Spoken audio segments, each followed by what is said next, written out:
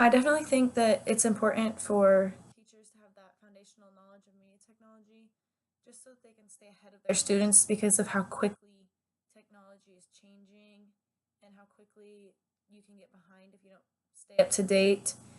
And then with the resolution and compression, as a teacher, you'll be sending like a lot of files and stuff, so you don't want to send something that doesn't look good when you're doing a project or something for the administration or the principal. And then with the compression, teaching your students how to use compression to send files to you or to other people, just having that is also helpful. And then when I was working with Prezi, I didn't really have any problems. It is really simple. The only thing I guess that was the problem for me was moving if I wanted to move the little pictures instead of the words, and it kept wanting to add a text box and stuff, and just making the pathways work together.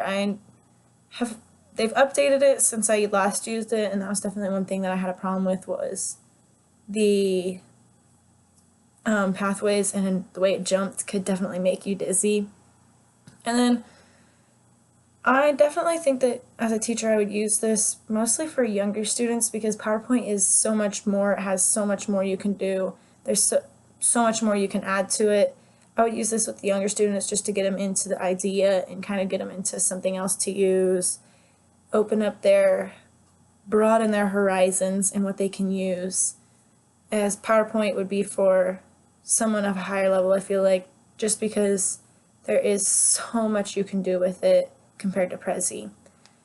And then working with the Screencast-O-Matic, I really like that. I would definitely use it again, just because even the way I used it with explaining a process for something in the classroom is definitely something that I would do because sometimes you can have the written instructions, but it's so much easier if you do have the step-by-step, here's how to do it, you can watch it over again, and definitely just have that style for your students so that even if you explained it in class, they can go back and watch it again too.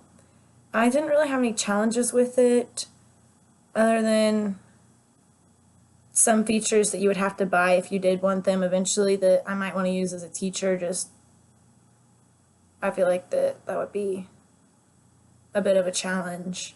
I wouldn't have to buy it. Otherwise, it worked really well. I did like that if you wanted to remake the recording without saving the old one, you could just delete it and it would get rid of it for you. Anyway, I definitely think that I would use that as a teacher. It was helpful.